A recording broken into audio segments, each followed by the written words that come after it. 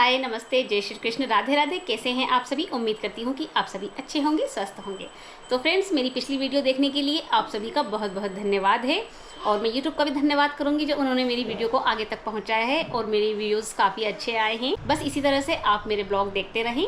तो फ्रेंड्स, आज हम सोच रहे हैं कि ननंद भाभी क्यों ना मार्केट चले जाए, क्योंकि बच्चों के कपड़े वगैरह भी लाना है और आए जब से हम मार्केट भी नहीं गए हैं, तो आज हम मार्केट जाएंगे। आज खाना भी नहीं बनाना है क्योंकि मेरी ननंद की जेठानी के यहाँ पर आज खाने का प्रोग्राम है, क्योंकि उनकी बेटी सानवी जो आपने पिछली वीडियो में देखी है, आज उसका मुंडन संस्कार है। बहुत ही प्यारी क्यूट सी बेटी है, इसलिए आप प्लीज़ पूरी वीडियो देखें। और अगर आपने अभी तक चैनल को सब्सक्राइब नहीं किया है तो कर ले, क्योंकि आगे आपको बहुत ही अच्छे अच्छे ब्लॉग देखने को मिलेंगे।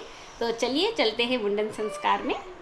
हम तो रेडी है, लेकिन सोम की एक्सरसाइज अभी चल ही रही है। तो सुबह का समय है, तो सोम अभी अपने फूफा जी के साथ एक्सरसाइज कर रहा है। पर ये सोम एक्सरसाइज कर रहा है या सोम अपने फूफा जी की हेल्प कर रहा है एक्सरसाइज करने में? और इधर मुंडन संस्कार तो हो ही चुका है, हम ही लेट हो गए हैं क्योंकि बच्चों को नहलाना, उन्हें तैयार करने में समय ज़्यादा हो ही जाता है।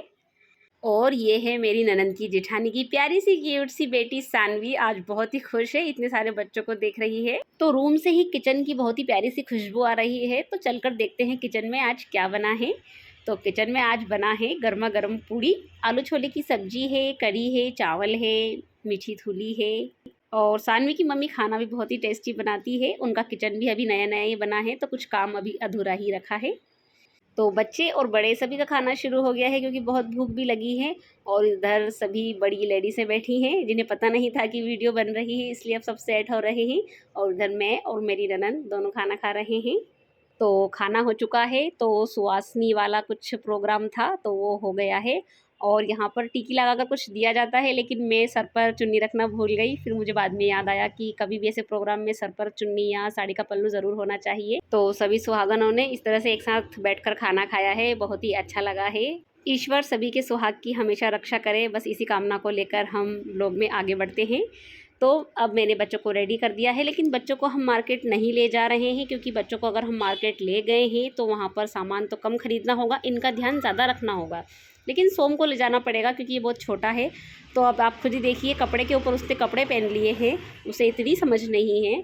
अब इसका फिर से चेंज करना पड़ेगा, क्योंकि खाने में इसने फिर से कपड़े गंदे कर लिए हैं। दिन में 2 से 3 बार तो इसके कपड़े चेंज हो ही जाते हैं।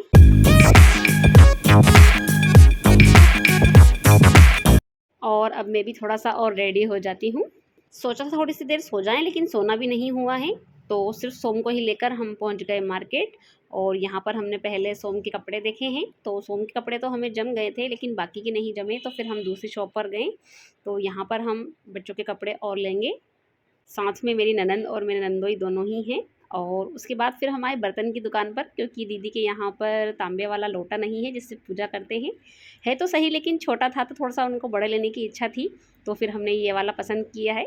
आपको कैसा लग रहा है? और फिर हम आ गए हैं घर पर, तो सभी बच्चे बहुत ही एक्साइटेड है कपड़े देखने के लिए। तो ये मेरी बेटी की फ़्रॉक है, और बाकी मेरी ननंद की बेटी के लिए भी कपड़े हैं। और सोम की ये ड्रेस सोम को बहुत पसंद आई है, क्योंकि उसकी बुआ ने दिलाई है। क्योंकि अब सोम का बर्थडे आने वाला है, मई में ही सोम का बर्थडे है, तो इसलिए आप चैनल को सब्सक्राइब ज़रूर करें, क्योंकि सोम का बर्थडे हम बहुत ही अच्छे तरीके से मनाने वाले हैं। तो प्लीज़ आप ज़रूर देखिएगा। वैसे बच्चों को जितने नए कपड़े का शौक़ है, उतना ही मुझे भी बहुत शौक़ है। मुझे भी नए नए कपड़े ख़रीदना और पहनना बहुत ही अच्छा लगता है। ये बात मेरी ननंद को पता है, इसलिए वो मुझे सूट देते रहते हैं।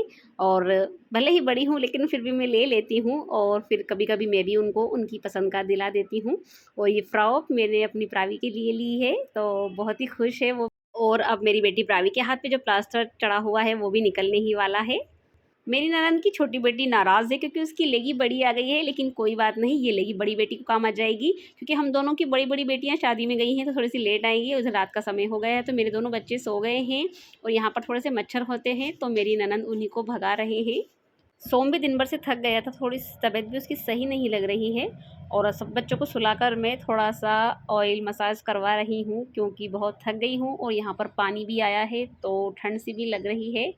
वैसे मैंने अपनी ननद से बोला था कि मैं आपके बालों में तेल लगा देती हूँ, लेकिन उन्होंने मना कर दिया था। तो फिर मैंने सोचा कि मैं ही लगवा लेती हूँ, क्योंकि अब जाने का भी समय आ गया है। और कल प्रावी का जो प्लास्टर है वो भी निकलने वाला है, तो हम अब जाएंगे।